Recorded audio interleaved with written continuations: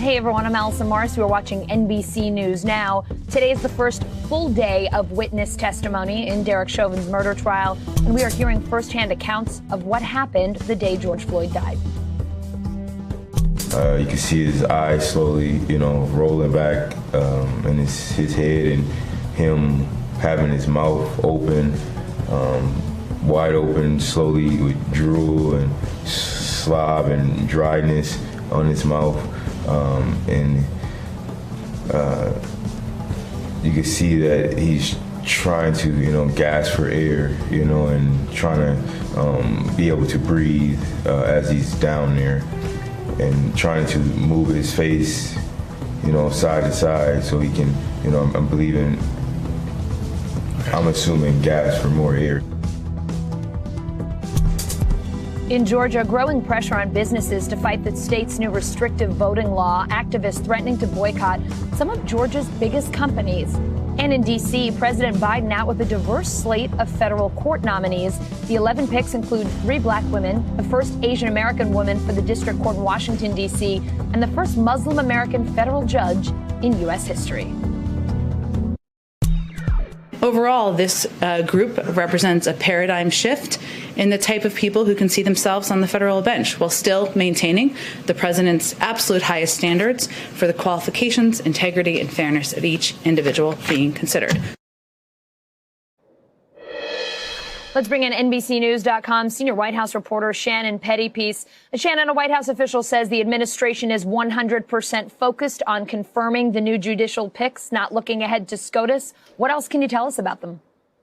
Well, and with a 50-50 Senate, essentially, and the vice president has a tie-breaking vote, they really do need to be focused on confirming these judicial picks. They don't have any wiggle room. Yeah. They're going to have to keep Democrats in line to get them through. They can get nominees through on 50 votes, unlike other pieces of legislation where you have to get over that filibuster. But you mentioned the Supreme Court there, and one of these nominees, Judge Brown Jackson, to the D.C. Circuit, has been speculated as a potential nominee for the Supreme Court, particularly because as a candidate, Biden said he would like to put an African-American woman on the Supreme Court. Now, we are kind of nearing a few months away from the end of the Supreme Court term when you typically hear of retirements. But, of course, no reporting to indicate there will be any retirements yet. But, of course, right. The SCOTUS stakes are never too early to begin. No, never too early. Always rumblings there. Shannon, White House officials, not the president, briefing Senate Democrats on the Build Back Better plan today ahead of President Biden's trip to Pittsburgh tomorrow. Could you tell us a little bit more about that briefing and also what we should be watching out for from the president himself tomorrow? Well, the White House today and for weeks now has been working behind the scenes to start to build support, not just bipartisan support, but just the support among Democrats for this infrastructure plan, which we expect to be very broad. And it is something that Biden campaigned on, doing a big, broad infrastructure package that goes beyond your traditional roads and bridges. We expect to hear him include things that would improve U.S. manufacturing competitiveness against China, clean energy measures, things to help out childcare providers and families, so incentives and tax credits there. He's going to lay out all the details. And, one White House official told me that, as much time and effort as they put into thinking about this plan, they do see it as a jumping off point to negotiations. And they expect a lot of back and forth between Congress between now and Memorial Day, much more back and forth than we saw in that COVID relief stimulus package that they got through relatively easily with just Democratic support. Shannon, President Biden signed the PPP Extension Act at the White House today. It extends PPP loans until May 31st. What did the president have to say about that today? Well, and a reminder, this is that program that gives forgivable loans, so essentially grants to small businesses so they can keep their employees on the payroll while they get through this tough time. Here's what the president had to say today when he signed that. It is a bipartisan accomplishment. Nearly 90,000 businesses are still in line, and there's money left. Without somebody signing this bill today, there are hundreds of thousands of people who could lose their jobs and small family businesses that might close forever. So by extending this from the end of March to the end of May, that's going to give small businesses extra time to get those applications in. And it's also going to give lenders and banks extra time to process those applications. They've been saying that they've gotten thousands, and they just haven't been able to get through the paperwork. So that's the intent of this law he signed today. All right, Shannon, we also have to ask you a question about the first dogs. We're hearing about a second nipping incident involving the Biden's German Shepherd, Major. What happened? What do you know? Right. So my colleague Kelly O'Donnell was told that while Major was out on a walk, he had another nipping incident that required the individual to get some treatment from the White House medical unit. They attributed it to the dog still trying to get used to his new surroundings. But of course, this is the second, quote unquote, nipping incident of Major. He had done some obedience training at Wilmington, where he spent some time, Wilmington, where the president has a home. You know, he might have to go back for another course of that training, though. Apparently, this is still a struggle for him and his new home here. Hey, it sounds like someone's trying to send the message that he just might like it better in Delaware. I don't know, but we're hoping everyone there is doing okay and that Major isn't having too tough of an adjustment. Shannon, thank you. Thank you. Several civil rights groups teaming up to sue the state of Georgia. The ACLU, NAACP, and Southern Poverty Law Center all calling Georgia's new election law voter suppression, while corporate America isn't saying all that much about the new restrictions. Now activists are pressuring companies in Georgia to step up and speak out. NBC News correspondent Blaine Alexander is in Atlanta, where many of those businesses are based. Well, Allison, this piece of legislation here in Georgia is not even a week old, but already it's facing a number of legal challenges. Just today, the ACLU has announced that it's filing another lawsuit on behalf of several groups here in Georgia. This now makes the third federal challenge to this law that's now on the books here in Georgia. But some people are actually putting their pressure in a different place. Georgia businesses hoping that they will take action. From the courts to the Capitol, backlash to Georgia's new election law is growing. Now, opponents are setting their sights on Georgia's business community, hoping pressure on their pockets will push them to speak out against the sweeping law, which includes a new ID requirement for mail-in ballots. Republicans say that it will help secure elections, but critics call it blatant voter suppression. Across the internet, hashtags boycott Delta and boycott Coca-Cola are picking up steam, taking aim at the two Georgia-based giants. This morning, Coca-Cola's president says he is disappointed the law passed, adding, voting in our country is a sacred right and duty, and we recognize we have a responsibility to protect and promote it. A similar sentiment from Delta Airlines, calling voting access a fundamental right for all citizens. But upsetting some activists after parts of the statement appeared to praise the law, arguing it improved considerably during the legislative process. It's not just a Georgia issue, it's a national issue, and they can't sit on the sidelines. With Georgia's law already on the books, those opposed to it are calling on companies to support federal voting rights legislation and also urging them to speak out against other states weighing laws similar to the one in Georgia. Meanwhile, a Georgia state lawmaker is back on the job after being arrested for knocking on the governor's office door as he signed the bill into law. Escorted by her attorney and Martin Luther King III, State Representative Park Cannon returned to the state capitol on Monday. Her lawyer says she will plead not guilty to the charges against her. Do you believe that she should have been allowed inside the room? I absolutely believe she should have been allowed inside the room. And many bills in Georgia are signed in public so the citizens and the elected officials can witness it. Now, Allison, what's interesting is while we're seeing these calls for boycotts kind of circle around the internet, there are some people who are against the law, but they're also against the concept of boycotting businesses. For example, Reverend Bernice King, of course, the CEO of the King Center, daughter of the civil rights leader, said that hurting businesses, or boycotting businesses rather, only hurts middle-class Georgians and people who are already grappling with poverty. Allison? New Jersey voters can now head to the polls 10 days before an election. Governor Phil Murphy signing legislation today that expands access to the ballot box. Here he is this afternoon. New Jersey reminds the nation that our democracy is made stronger when we make it easier for the people's voices to be heard.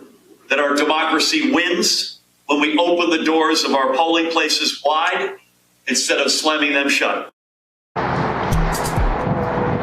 NBCNews.com senior reporter Jane Tim joining me now from Trenton, New Jersey. So, Jane, what do we need to know about this new voting legislation? So New Jersey voters will be able to head to the polls a full 10 days early and cast a ballot just as they would on Election Day on those same machines. Voters, advocates say that this is really important to give voters options. They have weekend options now, and they have evening options. And advocates say when you're talking about voting restrictions and voting expansion, those hours are the ones that are critical to getting access to the ones who need it and don't have the flexibility, like shift workers. Democrats are using this as a victory lap. You saw Murphy there with Stacey Abrams talking about how this is what people should be doing. Expansions like this tend to be pretty popular with voters. Voters want options, they want convenience, and this does well for them. They want to have this contrast with states like Georgia, who have these closed-door bill signings and people getting arrested at them. I mean, this is a narrative that they're stoking and encouraging. Yeah, Jane, let's talk more about that contrast. In New Jersey, Democrats control both chambers of the legislature, but you've been doing a whole lot of reporting on Republican-led states proposing voter restrictions. Any new developments there? You know, I'm following hundreds of bills across the country that are slowly moving through counties or for committees, excuse me. And there's a lot of them. These are bills that limit early voting, limit mail voting, typically the proposals that we saw expanded last year, and particularly the proposals that Donald Trump didn't like last year, that he claimed were riddled with fraud, despite the fact that there is no evidence of those things being riddled with fraud.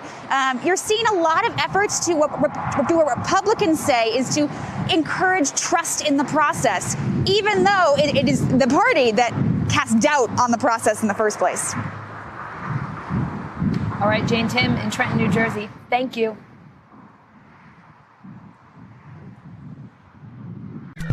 Jurors hearing eyewitness testimony in day 2 of Derek Chauvin's murder trial. NBC News correspondent Shaquille Brewster is outside the courthouse in Minneapolis. Shaq, today we heard from a young woman who witnessed George Floyd's murder. She was underage at the time, so the judge ordered the cameras not to show her face. But here's some of her emotional testimony. When I look at George Floyd, I look at my dad, I look at my brothers, I look at my cousins, my uncles, because they are all black. I have a black father, I have a black brother, I have black friends. And I look at that and I look at how that could have been one of them. It's been nights. I stayed up apologizing and apologizing to George Floyd for not doing more. Shaq, what else did she have to say? And how is the jury reacting to this witness testimony that they heard today? Some of it very emotional. Yeah, that was definitely a moment that, based on the poll reporters, based on the 2 reporters who are inside of the courtroom, that they say the jury truly responded to, that they looked up, they stopped writing for a little bit, and just really dug in and had looks of sympathy. That was something that the reporter said was apparent even through the masks that all of the jurors have. One other thing that we heard from her was that she was there with her 9-year-old cousin to go and get snacks. And one thing that you're hearing from all these witnesses that we've heard from today is that they're all bystanders and that they were all going about their daily lives. We heard from Donald Williams, who was one of the more vocal people in that video, who was there to get a soda. We heard from another witness who was there to get an auxiliary cord. The person who's testifying right now as we speak was a firefighter who was off duty at the time, who was just going on a walk after she had a day off, after she did a 48-hour shift. So you're getting the sense that a lot of the people who were there just happened to be there, and what they saw they believed was so outrageous, and that is what kept them there. And that is what they're telling the jurors one after the other today. Allison.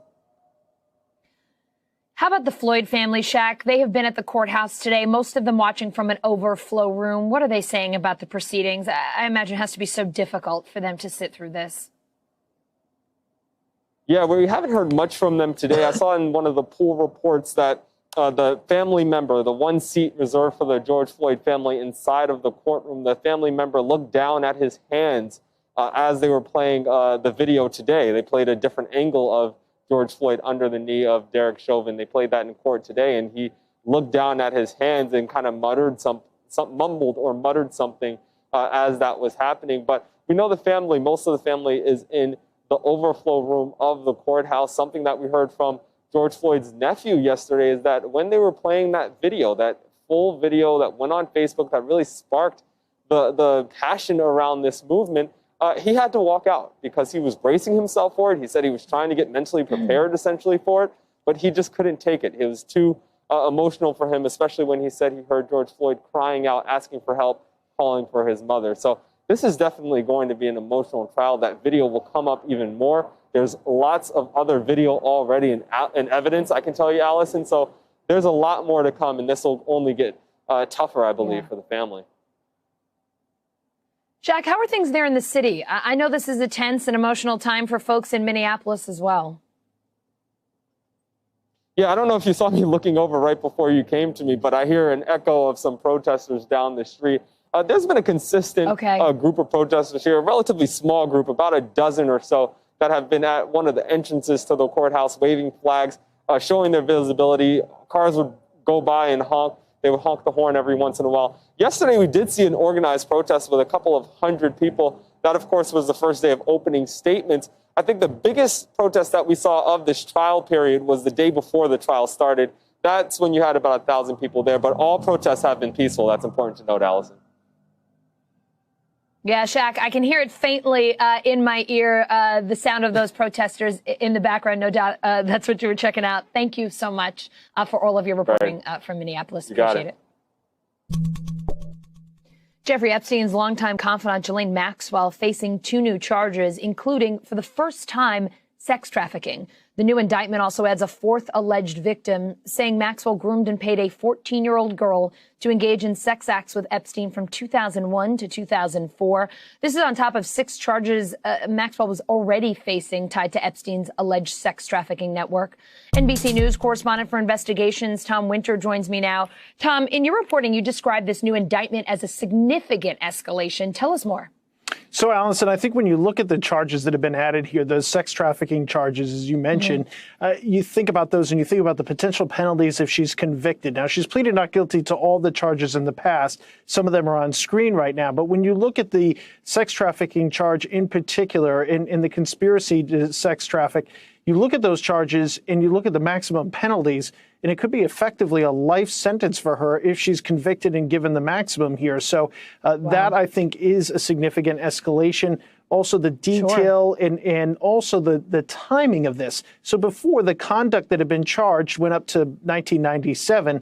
This pulls it forward to 2004, the alleged incident and the new victim in this these 2 particular counts, I should say, that stretches from 2001 to 2004. So this brings it up really to the eve of when the initial investigation started back in 2005. So I think from that standpoint, these are significant developments. Tom, what else did you learn about Maxwell's alleged behavior from this indictment? Well, the allegations are very disturbing. This involved allegedly a 14-year-old girl that apparently on numerous occasions she was paid, quote, hundreds of dollars, according to the superseding indictment, to engage in sex acts with Jeffrey Epstein. That originally was supposed to be massages for him, and then it turned into to sex acts and sex abuse on behalf of Jeffrey Epstein. Of course, we've seen that in nearly every other victim before, that she was involved allegedly in grooming this young person, that she appeared nude several times in front of this person, made inappropriate comments, also tried to get her to travel with Jeffrey Epstein, even offering the ability to get her a passport, which apparently this alleged victim denied or declined. And also they paid her to recruit other young girls for these massages that would then, of course, later turned sexual. So a series of disturbing allegations, including the gifts of lingerie that were apparently sent from New York. That's why prosecutors, one of the reasons why prosecutors in New York could investigate mostly Florida crimes, because there was that interstate commerce that involved New York. But either way, Allison, just difficult things to read in an indictment. Yeah, really disturbing for sure. Tom, so Maxwell, as we know, is set to go on trial in July. What do these new charges mean for that case? Did they change the timeline here at all? So far, no changes to the court document, to the court docket, I should say, Allison. Okay. So we don't anticipate any changes, although, you know, the big thing looming over this case and every single other big federal case at the moment is COVID-19. Now, obviously, things are getting better as the vaccines get rolled out, but we'll just have to see whether or not the pandemic continues to delay this case beyond the things that might normally push back a trial schedule, Allison. All right, Tom, thanks so much for the update. Sure thing. The Biden administration wants offshore wind farms to power 20 million homes by the end of the decade. So will your house be one of them? NBC News correspondent Josh Letterman shows us where you might see more wind turbines over the next couple of years. Sail a few miles off the coast of Europe and you'll see them. Wind turbines rising out of the water, hundreds of feet in the air. More than 5,000 in all. Here in the U.S., we have less than 10. That's because while onshore wind is big business up and down the Midwest, offshore wind has never really taken off. The Biden administration says it's time for that to change. I have seen this opportunity coming and coming and coming and coming for a lot longer than I thought. But now we're finally here. We're ready to rock and roll. As President Biden promises fighting climate change will bring millions of green jobs, the White House says it's leaving no stone unturned to jumpstart offshore wind. They're setting an ambitious goal, 30 gigawatts of offshore wind by 2030. Enough to power more than 20 million homes at least part of the time. 30 gigawatts is like building 15 new Hoover dams. But it's still a drop in the bucket compared to onshore wind. Already, the U.S. has about 120 gigawatts of power from onshore wind turbines. Ramping up won't be easy or cheap.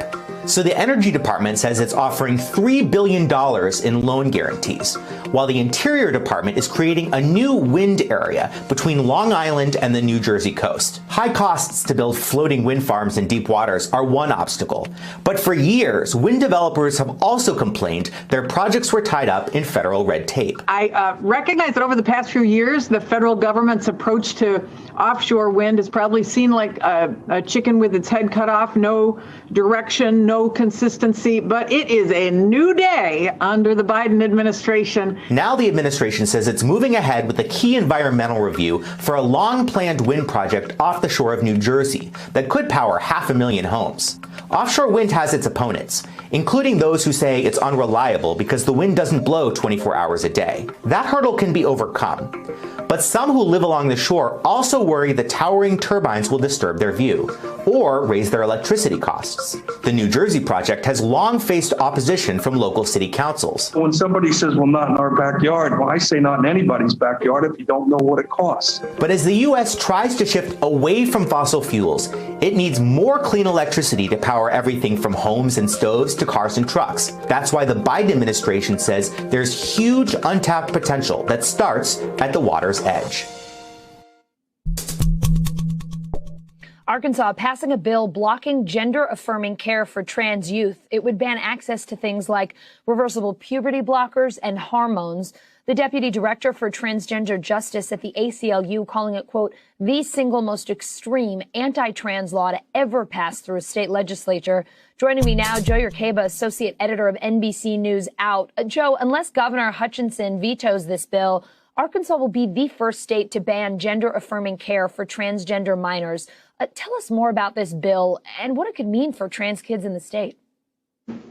Sure. So the bill would ban all gender-affirming care. As you mentioned, that includes puberty blockers, which temporarily pause and delay puberty to prevent the negative mental health effects that a lot of trans young people experience. And they're entirely reversible. It also includes hormones, which many young trans folks use once they begin puberty. And it will negatively impact their mental health, according to physicians that I've spoken with. One pediatrician already testified in front of the Arkansas Senate last week that she has already seen an increase in attempted suicides among young trans people that she has worked with.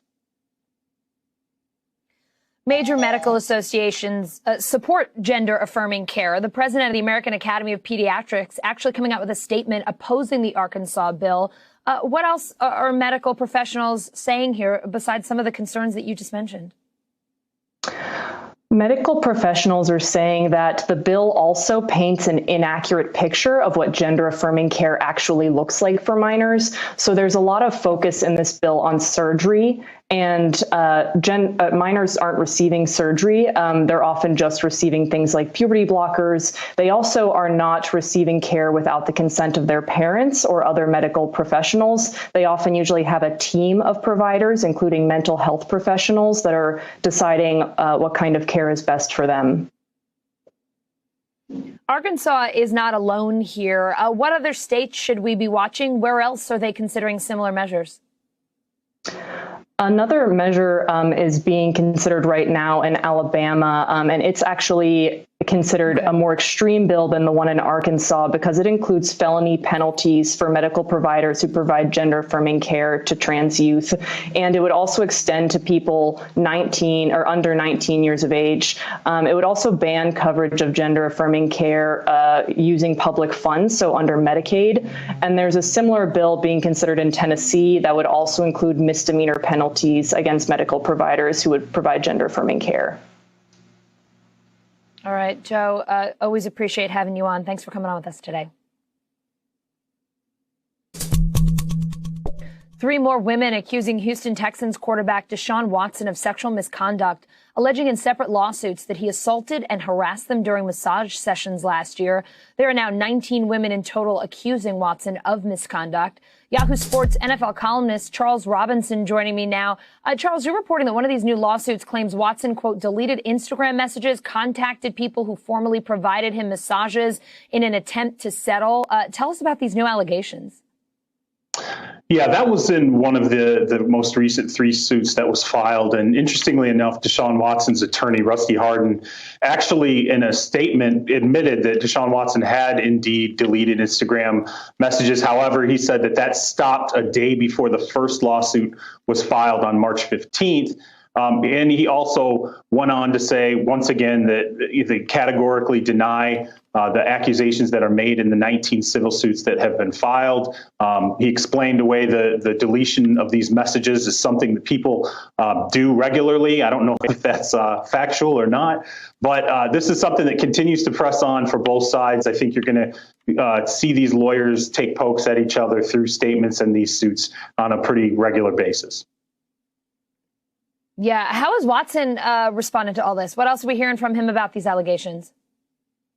Well, Watson's initial denial was that he's never disrespected any woman. And, this is something that came out right on the precipice of the first lawsuit being filed. He has not commented since. His agent at one point had sent out a few days after Watson's first denial a tweet that was vague, but essentially said, look, sometimes people that are accused of things can be victims themselves, and the people that are making the accusations are the perpetrators. That's quieted down significantly since Watson's attorney, Rusty Hardin, has started to make statements.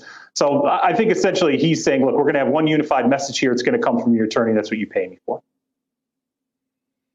So, look, obviously the Houston Texans and the NFL are aware of what's going on. Are they saying anything about these accusations just yet?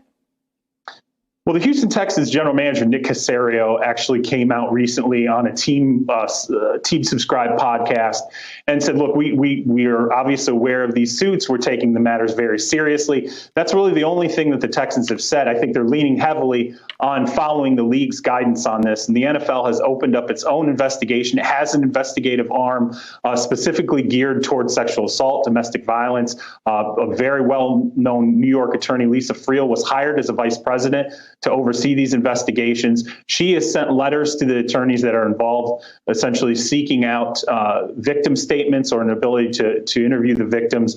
And the league will then move forward and decide what exactly it can and wants to do with Deshaun Watson, whether that's a suspension or placing him on something called the commissioner's exempt list, which is essentially just sitting him down in limbo while these things are sorted out. All right. There are some disturbing allegations. Charles, thanks so much for the update. Thanks for having me. More than 53 million Americans are fully vaccinated against COVID-19, and millions more are hoping to get the shot soon. But polling shows COVID vaccine demand is noticeably lower among conservative Americans. NBC News correspondent Sam Brock has the story. For most Americans, a moment of relief. But for some Republicans, the idea of getting vaccinated is a non-starter. Why do we need a vaccination? The numbers are consistent and supported by a series of studies. A recent PBS NewsHour Marist poll found 41% of Republicans don't plan on getting the COVID vaccine. That's compared to only 11% of Democrats who expressed opposition. Research from Kaiser and Civics revealed similar findings, and a University of Texas poll found 61% of white Republicans in the Lone Star State will not get the vaccine. I'm not an anti-vaxxer. It has helped. Vaccines have helped eradicate a lot of diseases.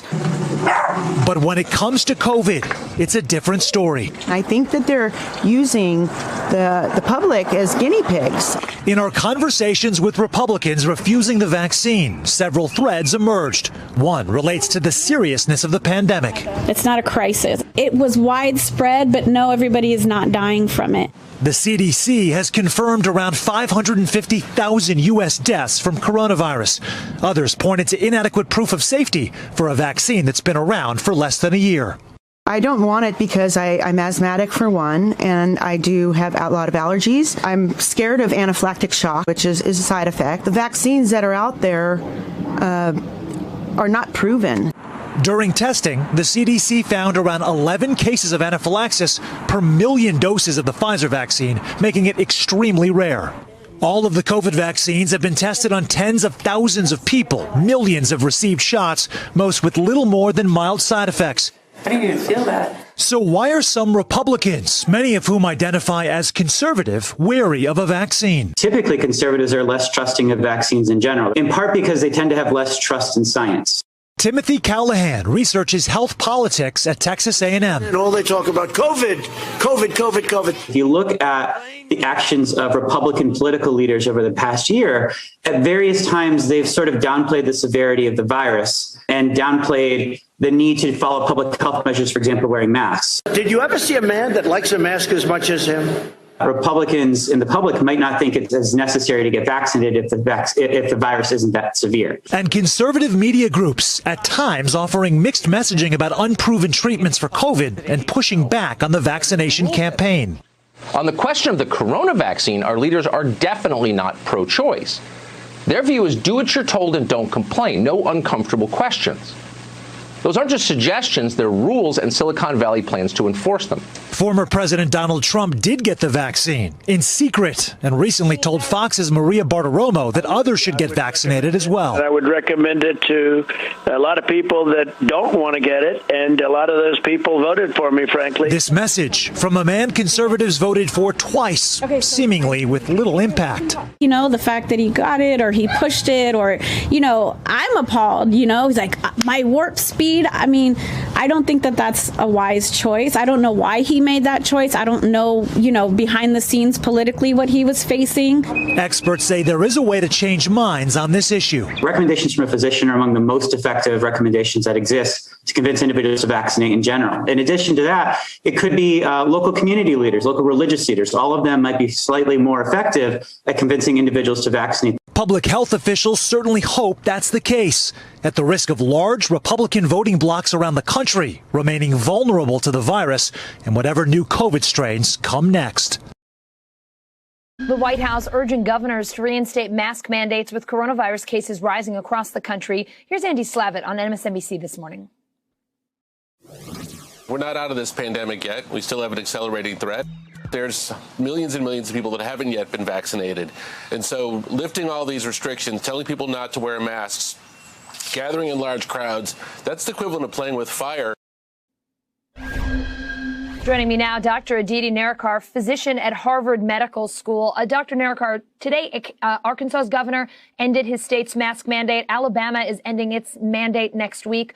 What are your concerns about those kinds of rollbacks at this stage of the game?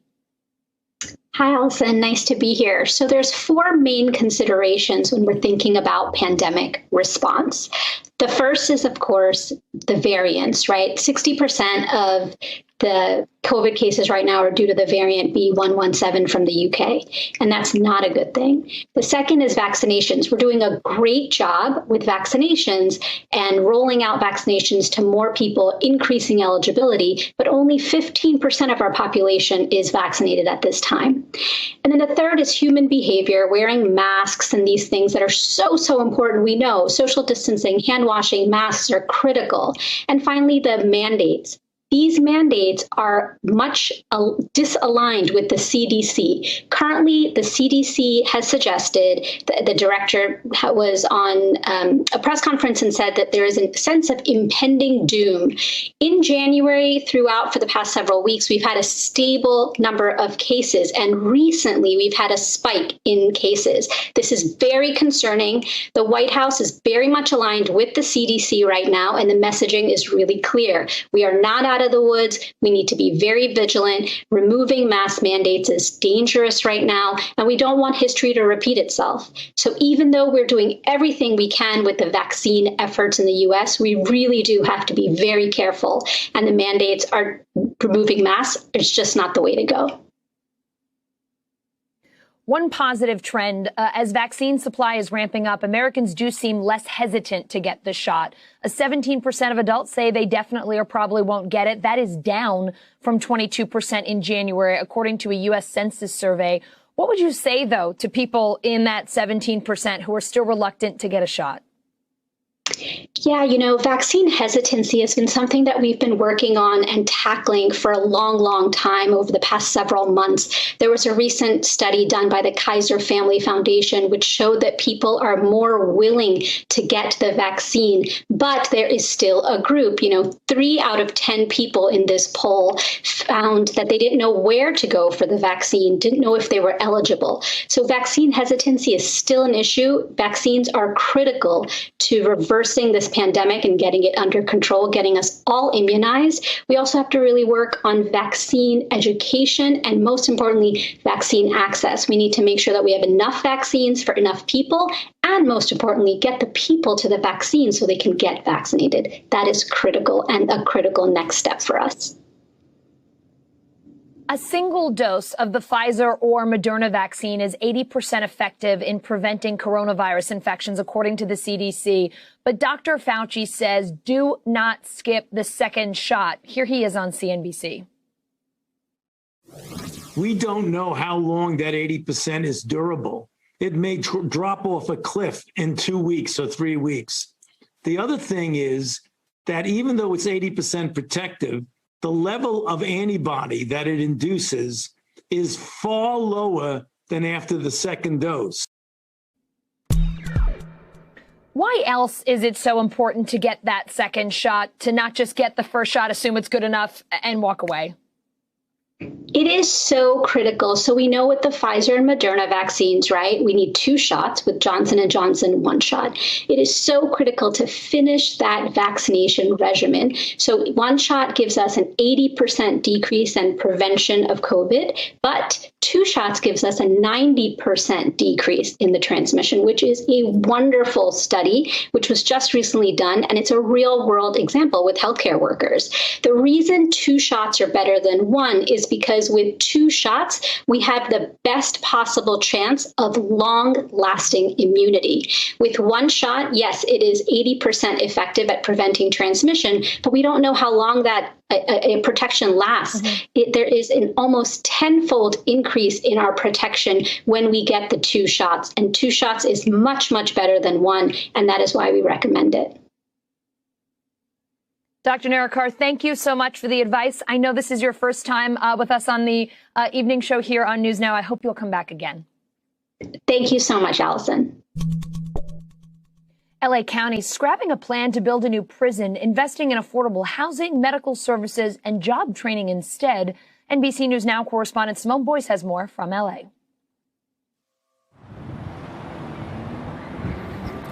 This right here, this is my house on wheels, you would say. I have my tent, I have my exercise equipment, you know, this is where I'm basically living right now. How can we afford $2,000 a month if that's what you make? Then you got to worry about food, clothes, hygiene, you know, the basic necessities. You got to be realistic, and then you wonder why people turn back to crime. Larry Stewart is one of over 66,000 adults who don't have stable housing in Los Angeles County. It's a common challenge for the thousands upon thousands released from prisons and jails every year, too. I've been filling out applications. I'm on like 3 Section 8 waiting lists. The lists, they always tell me, are 5 years and more. So how can a man they call reentry coming back into society, rehabilitated, it's just that much harder to go back to your neighborhood. After getting involved with gangs and crime at a young age, he served his time for homicide and robbery, over 20 years. But transitioning back into society doesn't happen overnight. LA County says it has a solution to this unrelenting cycle, a restorative justice village, a campus that will include 232 units of affordable housing, medical services, and access to job training. The housing alone is estimated to cost $48 million, 42 of which comes from the 2020 coronavirus relief bill, plus another $6 million from the county. And a $70 million medical center will be down the street. The idea had been thrown around for years in LA, but last year the concept gained popularity among some voters after the George Floyd protests and these calls. When I say defund, you say police, defund! Police! Defund! Police! Other cities like Austin, San Francisco, New York have similar proposals with the goal of ushering in racial equality through social services. And this facility is only the beginning. 57% of LA voters approved Measure J. It dedicates 10% of the county's locally generated revenue solely to social services, and the money can't be touched by the sheriff, who, along with some unions representing county employees, oppose the bill because of possible cuts to law enforcement. Now, details are still being worked out, but advocates of the bill are hoping this facility is the first of many like it. For us at Homeboy, we have a long track record of being successful, helping people get out of the gang lifestyle and life of crime. And really, we do that with not a lot of government funds. And I know if we had more government funds, we could really double our impact. Tom Vazzo is the CEO of Homeboy Industries. It's a job training nonprofit for former convicts. And their center is just around the corner from the new campus. Measure J of really putting money with community-based organizations, that's a different mindset. So for now, Larry is just holding on as best he can until applications open. We asked the county when that will be and what criteria potential residents will have to meet, but we have not gotten an answer. Let's say they do have a unit for you, Larry. Yeah. Can you allow yourself to think about how good it would feel to just have a steady, reliable place to lay your head at night? Truthfully, I always had a dream of just hooking up my own bathroom. I haven't took but one bath since I've been out of prison.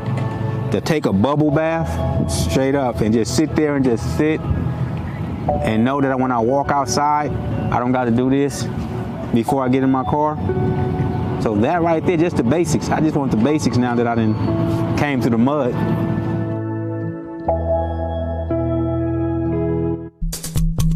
It is, quite frankly, the best week of the year, in my opinion. Baseball is back. Opening day is in less than 48 hours. And for one player in particular, opening day is extra special this year. Orioles first baseman Trey Mancini back in the game after beating stage 3 colon cancer.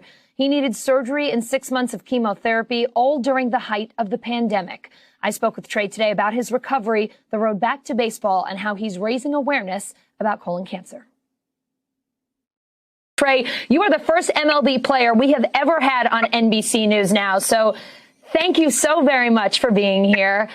We are so happy for you. You've been in remission for more than 5 months now. You're hitting over 300 in spring training.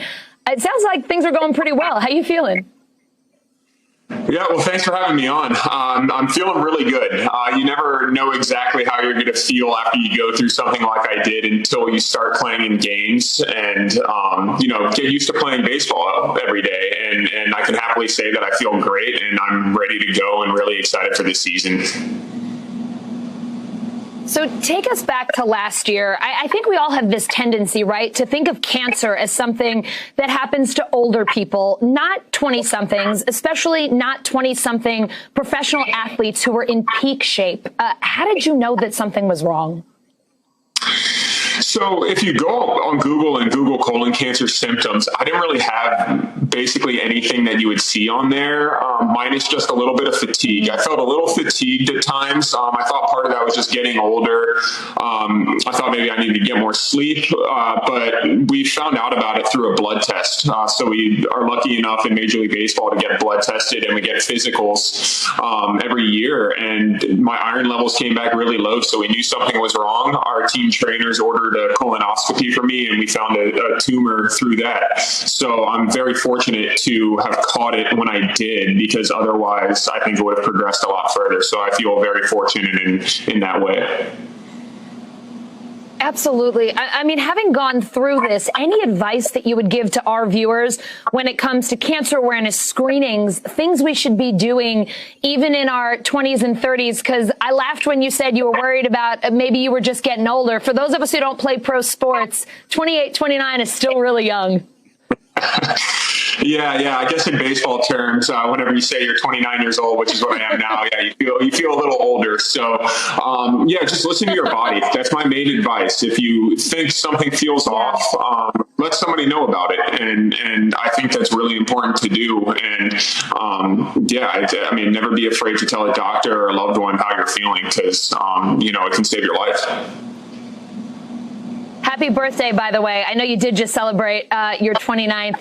So let's talk about the Orioles. Last year, they made T-shirts that said fight with your number 16 as the I and the G. They raised $80,000 for the Colorectal Cancer Alliance selling those shirts. Tell us more about that support, that love from the Orioles organization, and how you're using it to launch your own foundation. It's been absolutely incredible. The outreach I received from my teammates, from the fans in Baltimore last year, from my family, from my girlfriend, Sarah, who was with me the entire step of the way. She was basically my nurse the entire time. I'm so lucky to have her and all my loved ones in my life, my parents, my sisters, everybody's been so amazing. And the fans in Baltimore also were just incredible. They made the most difficult time in my life a lot easier by showing me so much support, and it really inspired me throughout the process to get back to playing, and I'm so excited to be back. And yes, like you said, I have a foundation now. We've done a lot with the Colorectal Cancer Alliance this month. I partnered with Squatty Potty to help raise funds for people in underserved communities, and we're going to be doing some other cool stuff, not all colon cancer related too. We're going to do some stuff with like a backpack program around Baltimore, so we've got pretty big plans for the foundation. That's awesome to hear. All right, so we got to talk about coming back to baseball. What was it like to step up to the plate for the Grapefruit League opener? Like, if you could describe for our viewers what that moment was like, did you just take a moment and capture it all, take it all in? It must have felt incredible. It did. It was definitely the most emotional spring training at bat I've ever had. I can definitely say that, because they're technically glorified practice games. And going into that day, I didn't really think about it too much. I didn't treat it like any other day. And then when I stepped up to the plate and everybody gave me an ovation, I wasn't totally expecting that, but it brings up a lot of emotions, because there were a lot of times last year where I didn't think I was going to play again. And, to be back on the field and, again, to just have a bunch of people supporting me there meant a whole lot, and I was just so thankful to be back on a baseball field. I mean, you mentioned this, right? We all get excited around spring training, but it literally is practice time, getting ready for the season. But when you're coming back from cancer, it's not that at all, right? It's really testing where you are, if you're healthy again, how you're doing. What has spring training been like for you, and what have you sort of learned about your body and where you're at over the last weeks? Yeah, you're exactly right. This spring training has been much different for me. Having a year and a half off from playing in games, I didn't know exactly where I was going to be at baseball-wise, so I had to take every game very seriously, get used to being back on my legs every day like I was. I'm back at first base, so you got to be in a really low ready position there. Just little things like that. you got to get yourself back in shape for it. And I can luckily say that I feel great, and I know I can play every day this season. And I'm very happy to say that. Was there one thing that you were shocked by, maybe that you said, all right, I came back and this was really easy. I'm surprised how easy this was. And on the flip side, something that you were like, man, I got really out of shape on this level, or I really had to fight back here, and this has been the toughest thing for me? Yeah, so that first at bat back, I ended up getting a hit that at bat, and it felt just like old times, and I did miss a beat. And then a few at bats after that, I definitely had some rust that got exposed, and I had to kind of get used to being back in the box, things like that. So I got a little too confident too early there, but I'm luckily feeling great now. And then I had to adjust a lot to being back in the field. The speed of the game at the major league level is extremely fast, and I forgot how fast it is. I had a lot of time off, so I really had to get used to being back playing defense again, and I feel much better than I did a month ago out there. Yeah, for anyone who complains that baseball is a slow game, don't say that to someone who plays Major League Baseball. They will definitely disagree. All right, so we got to talk. Opening day, less than 48 hours away now. If all goes well, you will have hit a home run by this time on Thursday. And I got to tell you, Trey, as a lifelong Yankees fan, no one is rooting harder for you to beat the Red Sox on Thursday than me. But what are you most looking forward to this season? And how has your cancer battle changed how you think about your career, about life on and off the field? How is your perspective different going into Thursday? Yeah, whenever you're going through a cancer battle, and what I went through last year, baseball was on the back of my mind. It really was. And you put things in perspective, because my whole life, all of the biggest problems I had ever experienced were baseball related. And, I had never really gone through a real life crisis until last year. And you get your priorities straight. Not that I really needed to, but you do put a lot of things in perspective, and you do realize baseball is a game. It's my job. I still take it very seriously. I'm still going to be a very intense player, but I think I'll be able to shake off bad games much easier now and kind of leave everything at the field. Well, Trey, thank you so much for coming on with us. We're so happy to hear that you're healthful. You kicked cancer. Congratulations. And come on, hit a home run against the Red Sox. We'll all be rooting for that. I really appreciate that. Thanks so much. Hey, NBC News viewers, thanks for checking out our YouTube channel. Subscribe by clicking on that button down here, and click on any of the videos over here to watch the latest interviews, show highlights, and digital exclusives. Thanks for watching.